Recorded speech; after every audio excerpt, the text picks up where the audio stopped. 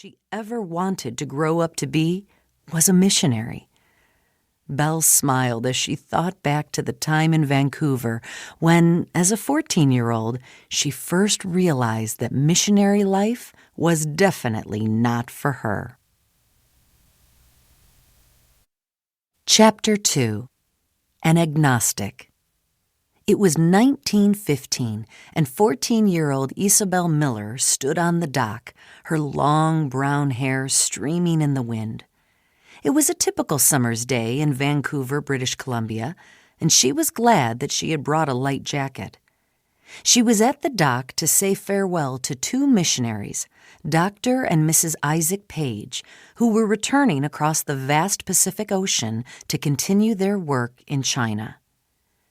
The Pages were by no means the only missionaries that Isobel had waved goodbye to in the 3 years she had lived on the west coast of Canada. Her father, Samuel Miller, was involved in lay preaching, and her mother, Alice, was the president of the Women's Missionary Society of the Presbyterian Church in Canada. As a result, missionaries often stayed in the Miller house, either coming from or going to the mission field.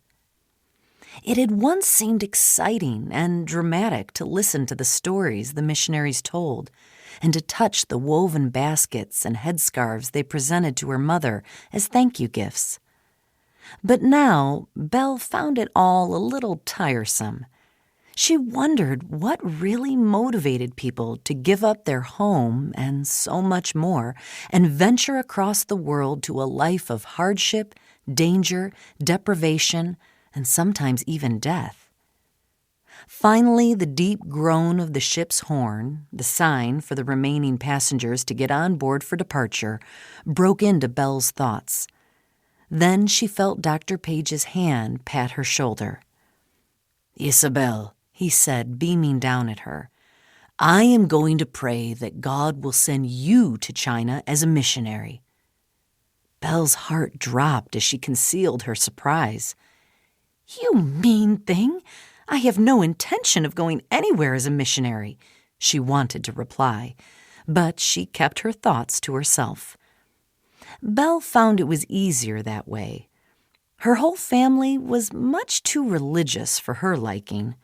Her grandfather Miller had been a Presbyterian minister and opened a home for seamen's widows and orphans in England before immigrating with his young family to eastern Canada.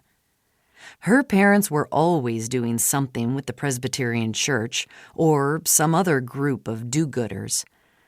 Until recently, both Belle and her older brother Murray had to accompany their parents to the Rescue Mission Hall in the slums of Vancouver, where their father would preach to the tenants and their mother would play the piano while Belle and Murray sang gospel songs. The family outreaches had stopped now that Murray, 3 years older than Belle, was preparing to ship out with the Canadian Expeditionary Force to fight alongside British and French soldiers against the Germans in the Great War in Europe. Alice Miller had now turned her attention to making Belle a socially fit young woman. It had surprised Belle when her mother signed her up for speech classes and dancing lessons, but Belle didn't complain. They were much more fun than singing gospel songs at the rescue mission, and for whatever reason, her mother thought that it was the next step for Belle. At home, later that night, Belle tried to pray. She had been used to praying most nights before she went to bed, but this night, no prayer came to her mind. She thought of Dr. and Mrs. Page on the ship. They were both probably thoroughly seasick by now, and she wondered why they made so much effort to go overseas as missionaries. What difference did it really make whether a bunch of Chinese peasants in some unpronounceable village heard about Jesus? This was a question that Belle did not think about much after that. Life for her was simply too busy with other things. Her brother Murray finally left to fight on the battlefront in France. Belle could tell that it nearly broke her mother's heart to say goodbye to Murray. After Murray had left, her father told Belle something she had